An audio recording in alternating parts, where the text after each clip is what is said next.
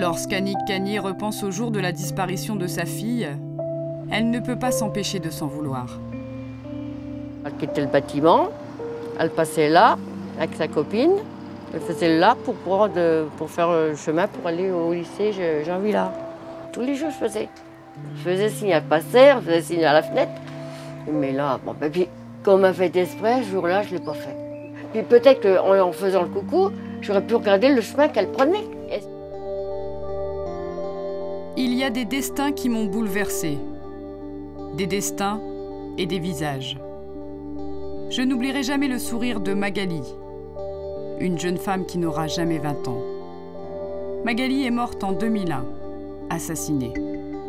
Depuis, son père vit un cauchemar. Et puis il y a Karine, elle aussi âgée de 19 ans, elle aussi assassinée. L'histoire de ces deux jeunes filles me fait m'interroger. Comment vit-on lorsqu'on traverse la pire des épreuves?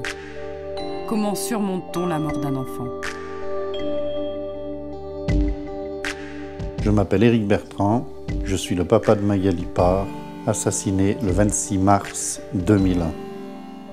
Je suis Annick, je suis la maman de Karine Leroy, qui a été assassinée à Monceau-les-Maux. Annick, Éric, une mère et un père pour qui rien ne sera plus jamais comme avant. Un jour, leurs filles ont été retrouvées mortes, assassinées. Depuis ce drame, ces deux parents tentent de continuer à vivre avec une idée en tête. Retrouver un jour l'assassin de leur enfant.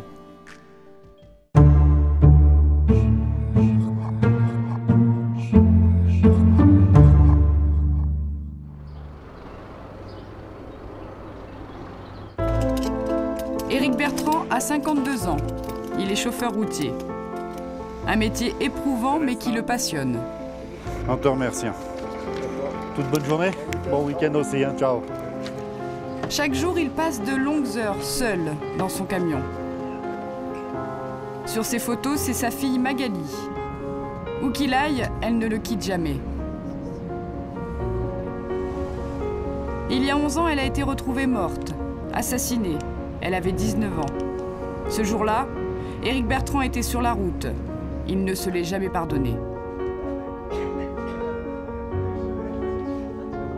Je pense que ce sentiment de culpabilité, tu l'as automatiquement. Tu te dis que tu n'as pas pu protéger ton enfant. Tu n'étais pas là quand elle avait besoin de toi. Est-ce que c'est moi le coupable? Est-ce que c'est l'assassin? Voilà.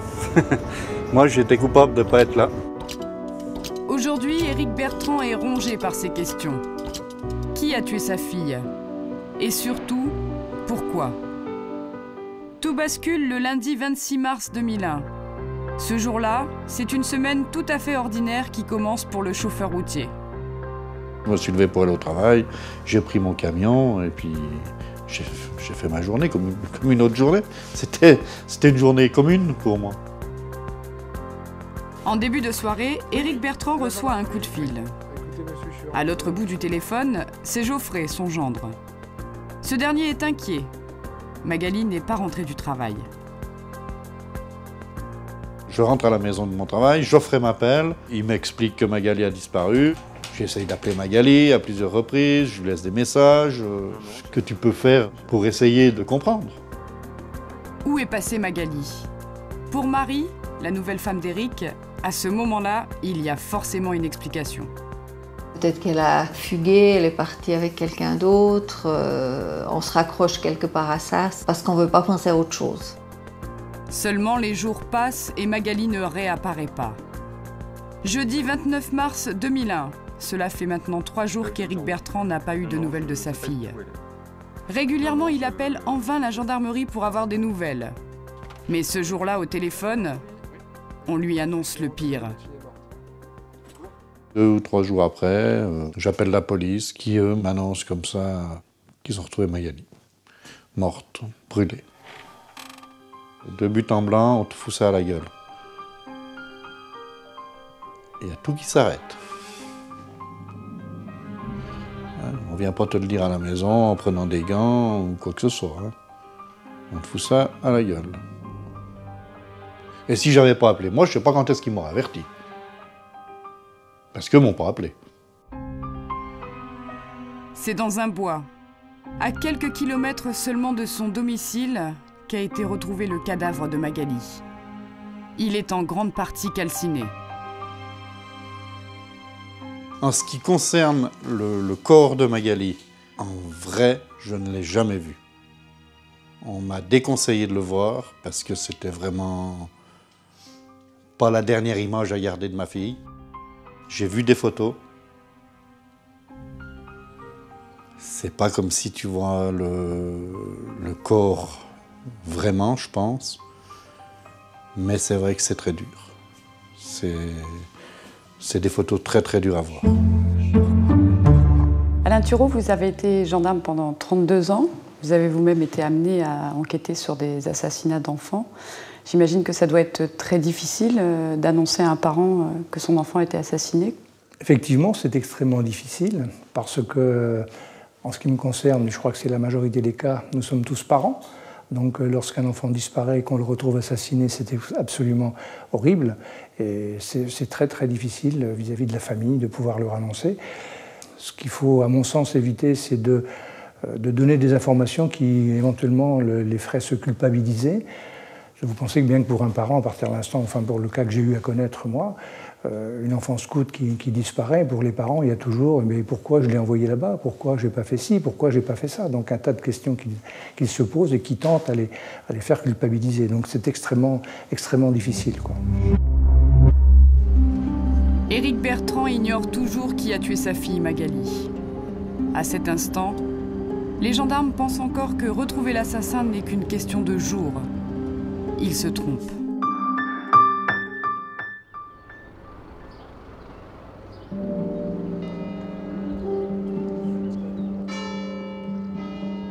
Aujourd'hui, comme chaque semaine, Annick Cagné se rend à la cathédrale de Meaux. Quand je rentre dans la cathédrale, je me sens bien. Là, c'est vraiment extra. Je me sens une autre femme. On dirait que je suis ailleurs, je suis bien. Dans ce havre de paix, Annick vient se recueillir, prier et déposer un cierge à la mémoire de sa fille. Une pour Karine, une pour papa, mon frère, Jésus-Christ, maman et tout le monde. Et pour les apôtres, qu'ils soient avec nous. C'est pour tout le monde, quoi. La foi, c'est ce qui a permis à Annick Cagné de surmonter la plus terrible des épreuves, la mort tragique de sa fille Karine, il y a 18 ans.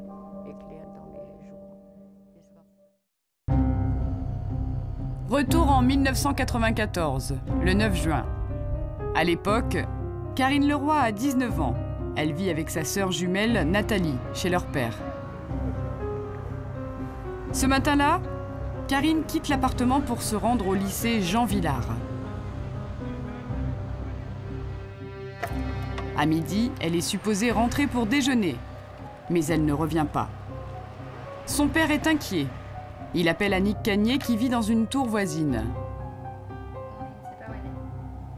Comme son père ne la voyait pas revenir pour déjeuner, il dit mais elle n'est pas là. Puis alors après, il dit elle est là Karine? Ben, je dis non, elle n'est pas là. Ben, je dis elle n'est pas chez toi? Ben, il dit non, elle n'est pas là. Là, on commençait à s'inquiéter quand même à partir de 14-15 heures, si je me souviens bien. Là, il y a un problème. Inquiète, Annick Cagné décide d'appeler le lycée Jean Villard. Au téléphone, un responsable de l'établissement lui répond que personne n'a vu sa fille de la journée. Autrement dit, Karine a disparu le matin, en partant de chez elle. Bon, bah, c'est là que Karine elle venait au lycée Jean Villard. Et puis c'est là qu'elle a été scolarisée. Puis alors, donc le 9 juin 1994, elle n'est jamais arrivée. Parce qu'elle était partie de chez son père. Et puis en fin de compte, elle n'a jamais arrivé au lycée Jean Villard.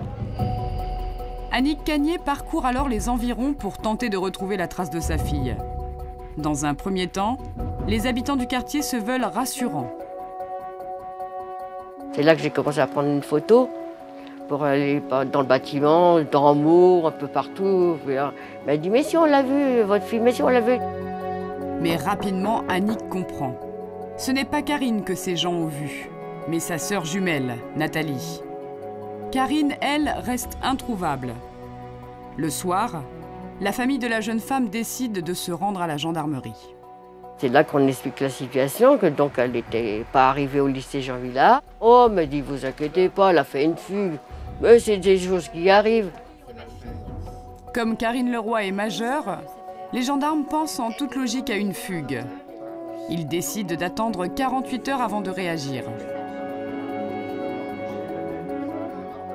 Ma fille, elle a 19 ans et c'est pas une fugue.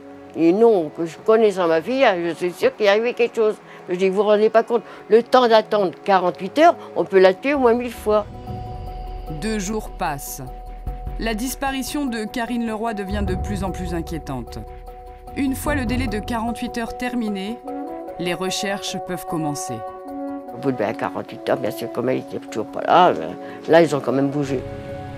Ils ont fait venir un chien pour renifler, je sais pas quoi, là. Ils ont commencé à interviewer tous les locataires. Les premières recherches de la gendarmerie s'avèrent infructueuses. L'hypothèse de la fugue devient de moins en moins crédible. La famille de Karine commence alors à craindre le pire. Tant qu'on ne savait pas où elle était, on ne vit plus. C'est les nerfs, c'est les pleurs. Après, on se dit, ça y est, on l'a tuée, elle est morte. On s'imagine déjà tout de suite. Mais il faut continuer à vivre, notamment pour Nathalie, la sœur de Karine. Car une date importante arrive le 19 juin, jour de l'anniversaire des 2 jumelles. Comme le prouvent ces images datant de quelques années auparavant, ce moment a toujours été important pour la famille. Mais ce jour-là, le cœur n'y est pas. On voulait faire donc l'anniversaire de leurs 20 ans. Bon, donc on a fait l'anniversaire Nathalie, mais c'est vrai qu'il n'y avait qu'un seul gâteau, il n'y avait rien de tout ça, donc c'était triste. Bon, pour Nathalie, on avait ce qu'il faut, mais c'est vrai qu'il manquait quelque chose. Il manquait un 2e gâteau, il manquait tout, quoi. On se regardait toutes les deux, puis on pleurait. Les jours passent sans nouvelles de Karine. Jusqu'au 12 juillet. Ce jour-là, Annick est convoquée à la gendarmerie. Je reçois un coup de téléphone ici, on me dit « Madame Leroy, nous avons une lettre à vous remettre, est-ce que vous pouvez venir à la gendarmerie le chercher ?» Et dans ma tête, je me dis « Oh là, c'est mauvais ». On arrive en bas dans le hall, bon, ils m'escortent jusqu'au 2e étage là-haut. Ils m'ont fait asseoir, ils m'ont posé des questions. À ce moment-là, donc, il dit, vous savez, on a retrouvé votre fille. Je dis, elle est morte? Ils me disent oui, je suis tombée. Annick Cagné vient d'apprendre la plus terrible des nouvelles. Sa fille est morte. Frédéric Mallon, vous êtes commissaire divisionnaire, vous dirigez l'OCRVP, l'Office central pour la répression des violences aux personnes. D'une manière globale, en quoi une enquête sur la mort d'un enfant est particulière? Disons, l'enquête criminelle sur la mort d'un enfant sont toujours particulières parce qu'évidemment, il y a un côté émotionnel fort lié au fait que ce soit un enfant qui était assassiné.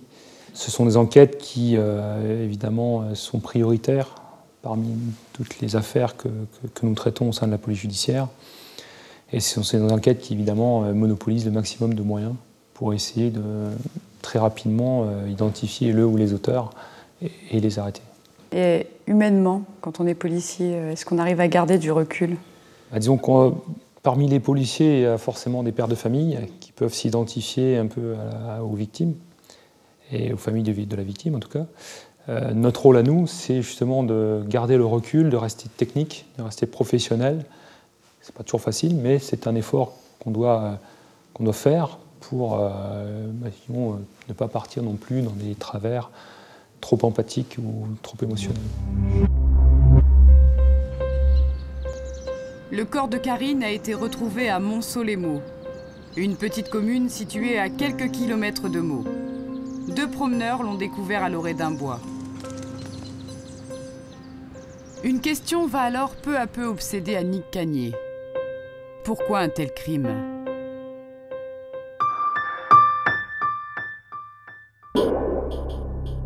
Quelques jours après la découverte du corps de Magali Parr, les recherches pour retrouver son assassin commencent. Au départ, la gendarmerie se veut rassurante avec Éric Bertrand. Les preuves et les indices retrouvés sur le lieu du crime laissent à penser que le meurtrier sera vite retrouvé. Georges Rimondi est l'avocat du père de Magali. Lorsque l'enquête va être ouverte, d'abord les gendarmes vont assez vite rassurer le papa, Monsieur Bertrand, lui disant « Oh là là, ils ont fait tellement d'erreurs » ou « Il a fait tellement d'erreurs, l'auteur de ce crime abominable, qu'il a pratiquement signé son crime, on va pouvoir le retrouver assez rapidement. » Les enquêteurs parviennent d'ailleurs à établir les circonstances de la mort de la jeune femme.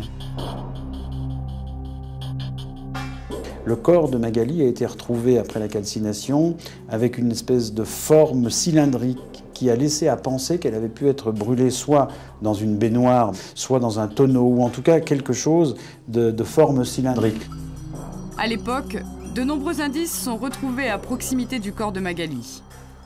Les gendarmes ont fait des recherches tout aux alentours, chercher des choses, s'ils trouvaient des choses. Et dans ce conteneur qui est là, à poubelle, là, voilà, ils ont retrouvé un bidon d'essence qui, pense-t-il, est celui qui a servi à allumer le feu pour que Magali brûle. Voilà. L'endroit où Magali a été trouvée n'est certainement pas l'endroit où elle a été brûlée, puisqu'il n'y a strictement aucune trace de calcination à l'endroit où on a retrouvé le corps de Magali. Afin de mettre la main sur l'assassin, les enquêteurs recherchent alors le lieu où le corps de Magali aurait été brûlé. Calciner un corps qui fait 80% d'eau, c'est quelque chose d'extrêmement difficile, donc il faut déjà un endroit tranquille. On peut raisonnablement penser que ça peut être dans un endroit isolé, un entrepôt, un dépôt ou un squat. Les recherches vont pendant un temps s'orienter vers une maison abandonnée. Un squat qui se situe à quelques kilomètres de l'endroit où vivait Magali. Ici, c'est le lieu où la police a défini que Magali aurait peut-être été brûlée. Quand je suis rentré dans cette maison, j'ai eu des sensations bizarres et puis j'ai peut-être un pressentiment. Des prélèvements sont alors effectués dans la maison. Au départ, ils ont donc trouvé soi-disant des graisses qui pensaient être humaines. Et après, dans la cheminée, ils m'ont dit que c'était des graisses de porc. J'ai beaucoup de doutes, je ne sais pas exactement ce que c'est, ce qu'il en est. Corinne Herman, vous êtes avocate. Dans le cas d'enfants assassinés, les familles sont-elles impliquées dans les enquêtes? On les tient au courant? On les met plutôt à l'écart? Comment ça se passe? Je dirais qu'habituellement, dans ces drames, les policiers et les magistrats essayent de tenir le plus loin possible la famille. D'abord pour une raison toute simple, c'est qu'elle est souvent la première suspecte des faits, puisqu'on considère qu'à peu près 80% des affaires se passent dans l'environnement de la victime. Donc on va commencer par regarder cet environnement avec un œil un peu suspect, et donc forcément on les tient à distance.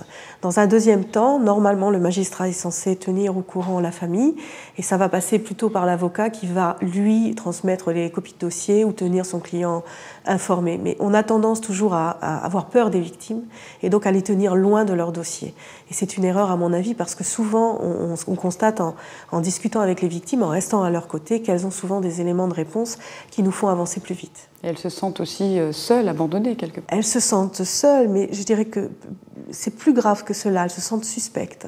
Et c'est extrêmement difficile de vivre cette suspicion quand on est innocent et qu'on a perdu un proche dans des conditions qui sont absolument dramatiques. Donc elles sont doublement victimes.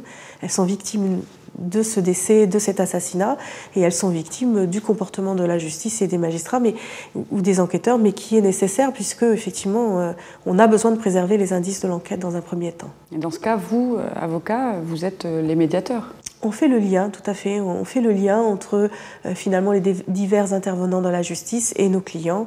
Alors après, chaque conseil fait le lien de façon plus ou moins importante. Moi, je tiens absolument à associer mes clients à l'enquête parce que souvent, c'est eux qui ont la bonne idée au bon moment.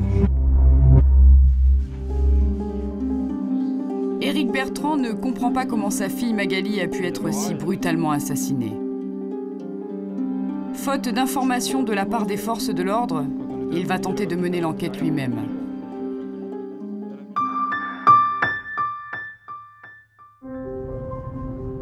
Comme chaque année, Le 12 juillet, jour de la découverte du corps de Karine, Annick Cagnier se rend à l'endroit où sa fille a été retrouvée.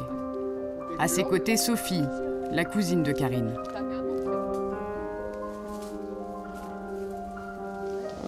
On l'a largué là. Il lui manquait une chaussure, il lui manquait son cartable, il lui manquait sa paire de lunettes. À côté d'elle, ils ont trouvé une cafetière.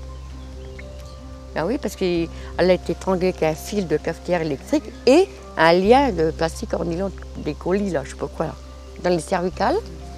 Elle s'est débattue parce qu'ils avaient retrouvé de la terre dans ses ongles. Ils ont trouvé tout ça, donc elle a voulu se défendre. Et puis...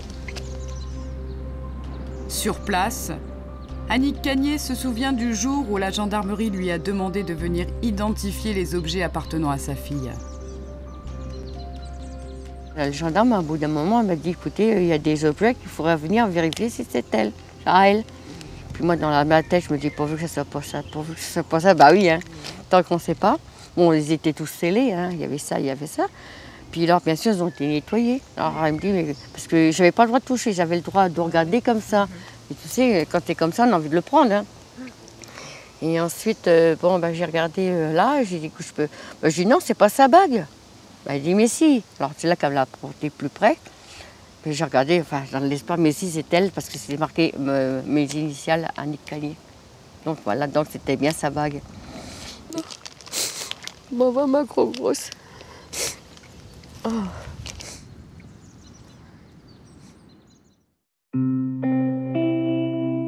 Lorsqu'Annick Cagnier repense au jour de la disparition de sa fille, elle ne peut pas s'empêcher de s'en vouloir. Elle quittait le bâtiment, elle passait là avec sa copine, elle faisait là pour faire le chemin pour aller au lycée Jean-Villard. Tous les jours je faisais. Je faisais signe à passer, je faisais signe à la fenêtre.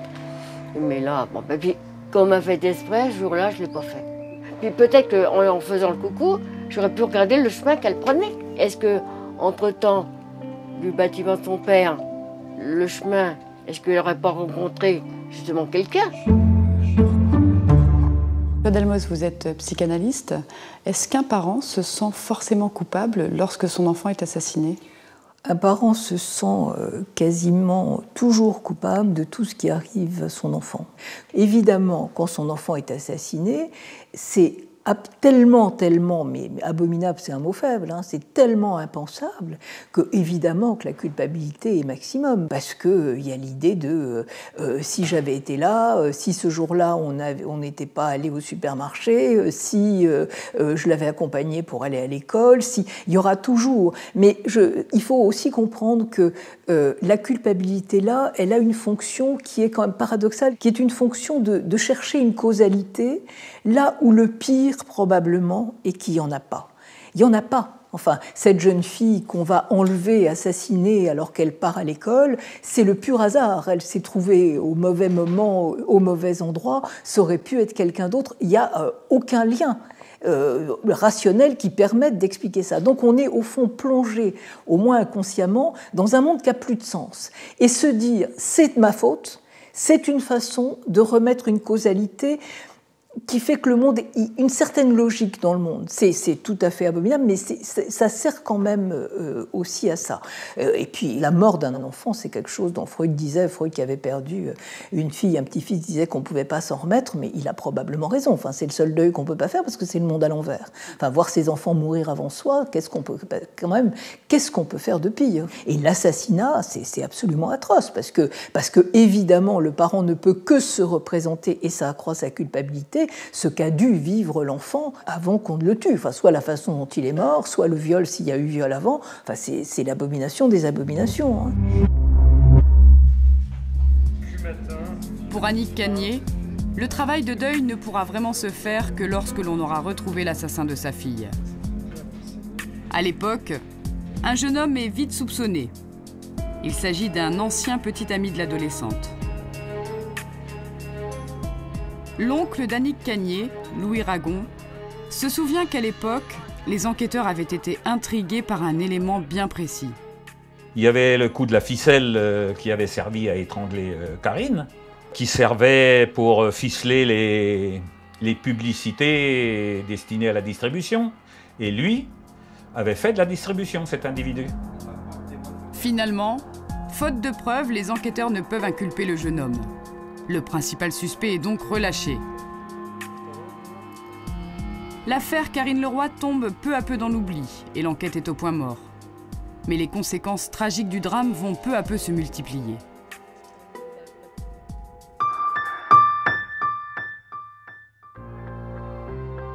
Depuis la mort de Magali Parr, son père, Éric, rend régulièrement visite au fermier qui a retrouvé le corps de sa fille. Il veut essayer de comprendre ce qui a bien pu se passer ce lundi 26 mars 2001. Bonjour. Je suis Éric, le papa de Magali qui a été... Ah d'accord. Comment vas-tu? Bien. Voilà. C'est monsieur qui a trouvé Magali. Salut. Tu vas bien, qu'est-ce que t'as fait? Ça va? C'est un matin que je suis parti aux champignons et que j'ai eu la mauvaise surprise de trouver le corps de Magali. Au premier moment, j'ai cru que c'était une branche, j'ai vu que le bras et sa main en fait. Et après, je suis revenu tout de suite ici. Et il y a le médecin qui était venu voir ma grand-mère. Et c'est là que j'ai dit que j'avais vu un corps. Que je pensais que c'était un corps et qu'il est venu avec moi constater que c'était vraiment ça. Ciao. Allez, Merci. bonne soirée. Merci. Au revoir.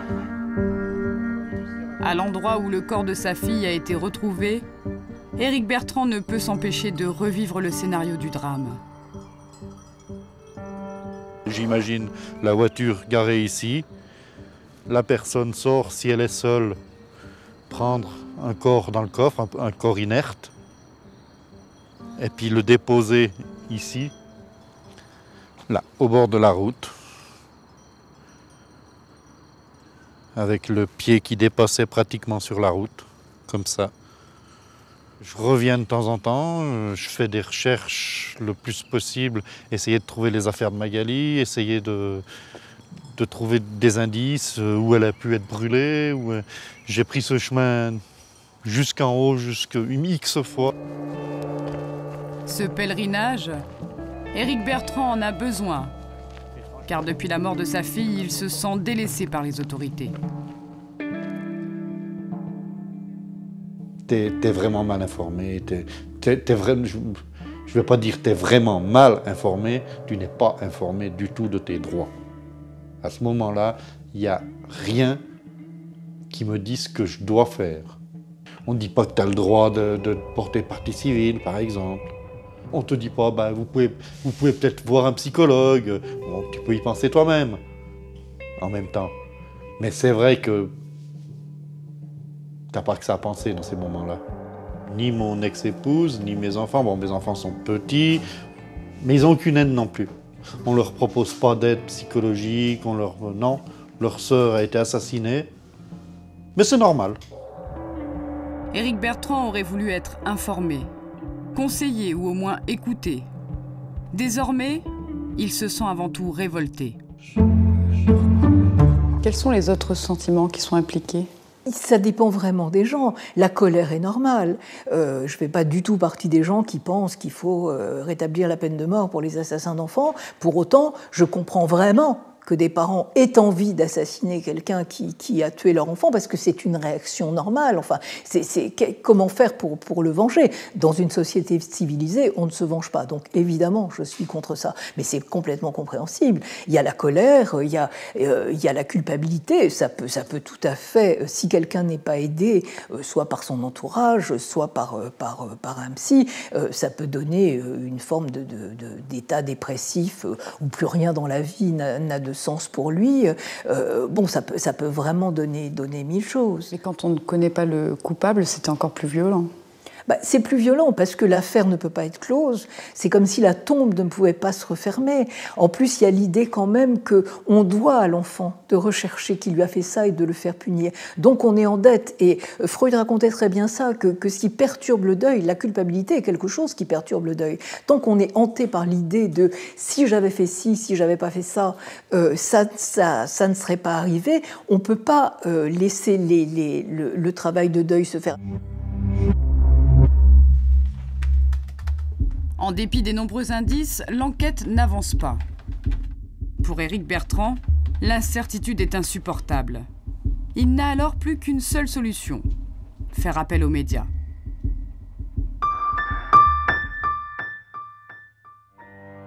Nous sommes en 1997. Cela fait 3 ans que Karine Leroy a été assassinée. L'absence de leur fille, le deuil impossible, l'assassin en liberté, autant d'éléments qui rendent cette épreuve insupportable pour ses parents. Et cette année-là, Michel, le père de Karine, décède des suites d'une crise cardiaque. Il n'a que 56 ans. Michel, moi je pense que oui, ça l'a atteint profondément. Lorsqu'on m'a dit Michel est mort d'une crise cardiaque, je n'ai pas été étonné. Quelques mois plus tard, c'est Annick Cagnier qui est, elle, victime d'un accident vasculaire cérébral. Fait un AVC en 97 aussi. Enfin, à l'hôpital, ils ont dit que on fait souvent des AVC, normalement, dû à un gros choc. Bon, je parlais plus, hein. J'ai vu tout ça de travers, tout ça c'était mort, pas comme maintenant. À un moment, c'était la jambe, tout le côté gauche qui avait pris, quoi, ça avait pété là, on va dire, puis c'est tout ce côté-là qui est mort. Malgré tout, la famille tente de continuer à vivre. Nous sommes le 19 juin 2012. Aujourd'hui, tout le monde s'est réuni pour fêter l'anniversaire de Nathalie, la jumelle de Karine. Pour trinquer. Bon allez, bon anniversaire. Bon anniversaire, les vœux les plus sincères. Bon anniversaire, nos vœux les plus sincères. 38 ans la vieille. Ouais. 83 ans. Et à Karine. Ouais, et à Karine. Pour Nathalie, cette date, autrefois symbole de jours heureux, est devenue une épreuve douloureuse. Longtemps, elle a refusé de célébrer son anniversaire. Il y a des années, elle ne voulait pas. Elle a dit, maman, on fait rien. Et je le faisais quand même. Elle ne veut pas, parce qu'elle a du chagrin, parce que sa soeur n'est pas là. Mais elle a besoin qu'on s'occupe d'elle. Comme chaque année, juste après la réception, Annick se rend au cimetière pour se recueillir sur les tombes de Karine et de son ex-mari Michel.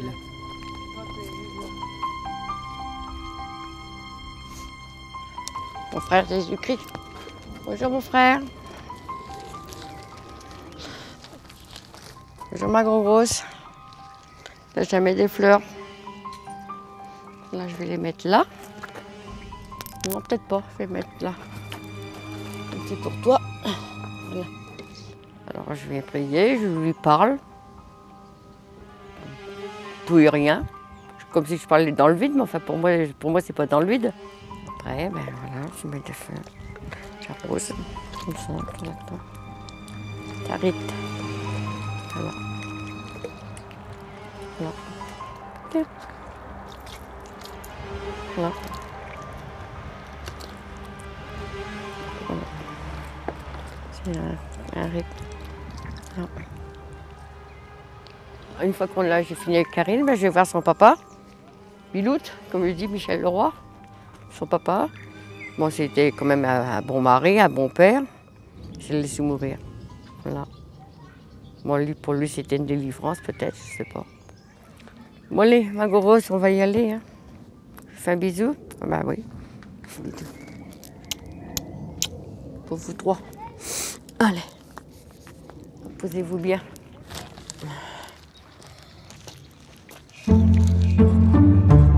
Claude Almos, on vient de le voir, c'est important pour Annick de parler à sa fille décédée. Est-ce que ces rites sont indispensables pour supporter l'absence ? Je crois que vraiment, c'est des situations où chacun invente ce qu'il peut pour survivre. Et moi, je ne me permettrais pas ni de dire que c'est bien, c'est pas bien, c'est utile. Je crois que si on peut faire quelque chose d'ailleurs pour aider quelqu'un, c'est l'aider à inventer quelque chose qui va l'aider, sinon à aller bien, du moins à aller moins mal. Alors bien sûr, on peut dire que lui parler, c'est une façon de faire qu'elle soit encore là, mais si ça permet à cette femme de survivre, qui va aller dire que c'est pas bien, je pense que des gens trouvent d'autres solutions. Encore une fois, par exemple, on va créer des fondations, on va faire quelque chose pour aider d'autres enfants. Pour d'autres personnes, c'est ça. C'est vrai que ce qui paraît terrible dans cette histoire, c'est que cette femme vit au présent éternel de la mort de son enfant. Mais bon, elle survit. Il est compliqué à trouver l'équilibre entre faire son deuil et garder l'enfant en tête. Alors, travail de deuil, c'est un mot qu'on met aujourd'hui vraiment à toutes les sauces et pour n'importe quoi. Bon, la souffrance, elle s'en va jamais. Elle se transforme jusqu'à ne plus empêcher totalement de vivre. C'est le principe de la cicatrice. Si vous voulez, vous recevez un coup de couteau, bon, ça ne saigne plus au bout d'un certain temps. Ensuite, ça va se refermer. Il va y avoir une très grosse cicatrice. Et puis, peu à peu, la cicatrice va changer de forme, mais la cicatrice, elle va rester. Donc, de toute façon, quiconque a perdu son enfant, et encore plus quiconque a vu son enfant assassiné, martyrisé, c'est une marque ineffaçable. Il ne sera plus jamais le même après. Mais il y a cette idée que si le coupable est puni, ça remet quand même le monde sur ses pieds. Les mois et les années passent, et le meurtrier de Magali n'a toujours pas été retrouvé. D'abord confiant dans le travail des enquêteurs, Éric Bertrand finit par se rendre compte que l'assassin de sa fille risque de n'être jamais retrouvé. Au bout d'un moment, je m'aperçois que cette enquête, elle part en sucette, qu'on m'a dit n'importe quoi, et j'ai envie peut-être que les médias en parlent pour pas que ce crime soit oublié. Désespéré, il veut médiatiser l'affaire de sa fille. Les médias français s'intéressent peu à l'affaire Magali Parr. Alors Éric Bertrand décide de se tourner vers la télévision suisse. D'une voix éteinte, en peu de mots, il nous a dit que sa fille a été tuée dans des circonstances atroces. En 2003, il participe à cette émission qui sera entièrement consacrée à la disparition de sa fille. Malheureusement, elle ne permettra pas d'apporter d'éléments nouveaux. Céline, la cousine de Magali, apporte aussi son soutien à Éric. Grâce à Internet, elle fait tout pour que le meurtre de la jeune fille ne tombe pas dans l'oubli. Je voulais qu'un maximum de gens soient au courant de ce qui s'était passé pour Magali, de notre histoire, de son histoire. Et de là, Éric il m'a dit « mais oui, on va faire une page pour Magali ». On y trouve des photos que les gens mettent, on y trouve quelques photos de Magali que j'ai mis moi, en créant le site. Tous les jours, je suis dessus. Tous les soirs, quand je rentre du travail, je suis sur la page Facebook. Je suis certain que l'assassin, il est aussi sur cette page. Je suis certain. Aujourd'hui, Éric Bertrand est hanté par le meurtre de sa fille. Il se recueille régulièrement sur la tombe de Magali. Voilà, l'entrée du cimetière où Magali est maintenant. Et pour toujours. Dans l'espoir que malgré tout l'enquête aboutisse un jour, il a fait le choix de ne pas sceller la tombe de sa fille.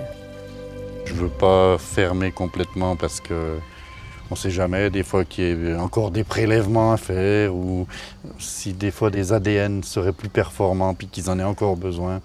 On ne sait jamais. Tant que l'enquête n'est pas résolue, je vais laisser la tombe comme ça pour l'instant. Qui a tué Magali? Tant qu'aucune réponse ne sera apportée, pour les proches de la jeune femme, il sera impossible de faire le deuil. Même là, maintenant, 11 ans après, le deuil, on ne l'a pas fait. Tant que tu ne mettras pas un nom sur qui a fait ça, tu ne peux pas faire ton travail de deuil. Ça ronge, c'est ça le terme exact, ça te ronge. Ce que redoutent beaucoup ces familles, c'est la clôture de l'affaire. C'est comme une deuxième mort de leurs enfants. Pourquoi est-ce qu'on clôture les dossiers au bout d'un moment? Alors on clôture historiquement parce qu'on a instauré cette notion de prescription, c'est-à-dire qu'au bout de 10 ans après les faits ou de 10 ans après le dernier acte, on va clore le dossier. Et finalement c'est historique puisqu'il faut dire que dans les siècles passés, les personnes décédaient plus vite et donc les témoignages et les preuves disparaissaient plus vite. Aujourd'hui, avec la police technique, aujourd'hui avec les enregistrements, c'est incroyable de garder cette notion de prescription. Et depuis 10 ans, c'est rien. 10 ans, c'est rien et surtout, je dirais que c'est l'alibi de la justice pour pas continuer à chercher.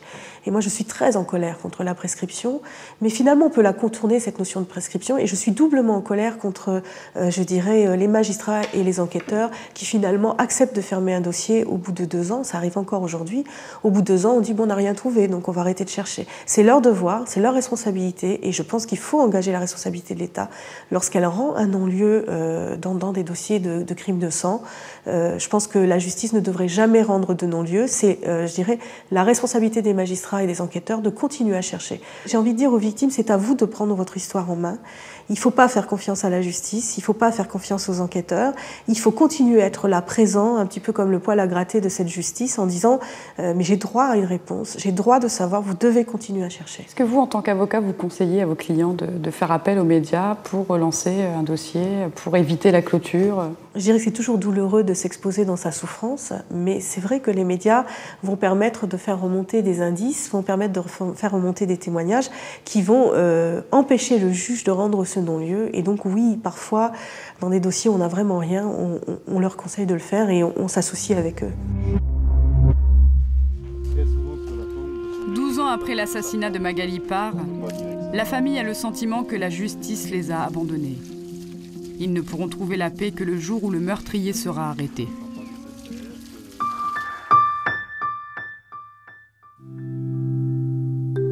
Cela fait maintenant 18 ans que Karine est partie.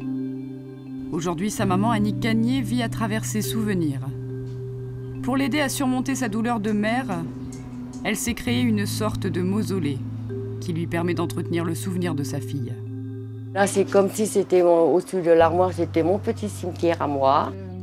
Dans cette pièce, Annick aime être seule et parler à sa fille comme si elle était encore en vie. Je prends mes chaussures et puis je fais comme ça. Bon, bah, tu me manques, c'est vrai, ça fait 18 ans que t'es parti, t'as quitté la terre, t'es parti au paradis, avec papa du ciel, comme je dis toujours. Mais la meilleure vue, t'inquiète pas, c'est là-haut. Hein. Dans cet univers, les objets associés aux souvenirs côtoient les gestes symboliques. Karine, Nathalie, Marine, Anthony, puis maintenant il y a les petites sœurs, donc Tessa et Tendresse. Voilà. Voilà. Pour moi, c'est comme si ça représentait mes enfants. Voilà. Tous les matins, hein, quand je me change, avec quoi que ce soit, eh bien, je prends la photo à Karine, qui fait un bisou. Voilà. Puis je dis, bon, ben, à tout à l'heure. Voilà, je remets ça, comme ça. Pour Annick Cagnier, c'est un peu comme si le temps s'était arrêté ce jour funeste du 9 juin 1994. C'est un calendrier que j'ai gardé parce que c'était 1994, c'est-à-dire que c'est l'année de décès à Karine, hein, on va dire encore ça. Karine. Et puis donc actuellement, ben, pour moi, j'ai besoin de le voir parce que bon, ben, en voyant la date, ben, je pense à ma fille, bien sûr. Alors j'avais marqué que donc, le 12 c'était retrouvé assassiné, donc appris par le 13 par les gendarmes. Voilà. L'enterrement, donc ça a été fait le 23. 18 ans après la disparition de Karine Leroy, son assassin n'a jamais été arrêté. Et il semble peu probable qu'on le retrouve un jour. Un sentiment d'injustice pour cette mère condamnée à jamais à pleurer son enfant. Ma vie est finie depuis le 9 juin 1994. Je ne suis pas là. Je suis là sans être là. On dirait que maintenant je suis deux. Voilà. On va dire Karine, Nathalie. Mais il y a des fois, je me dis, mais est-ce que les parents, dans ma situation, sont pareils? Je ne sais pas. Comment ils ont des réactions?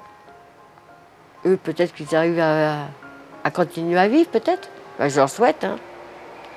Mais moi, j'y arrive pas.